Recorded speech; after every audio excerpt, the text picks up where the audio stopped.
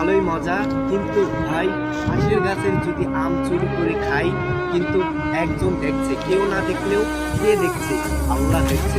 তাই বলছি ভাই, পাশের জিনিস খাওয়া থেকে বিরত থাকছে, কেননা এটা আমারও না আপনারও না, এটা একজন মানুষের গাছ।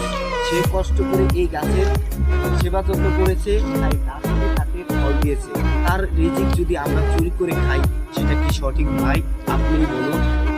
পাশের গাছের আম খেতে ভালোই মজা, কিন্তু ভাই পাশের গাছের যদি আম চুরি করে খাই, কিন্তু একজন দেখছে, কেউ না দেখলেও কে দেখছে? আল্লাহ দেখছে।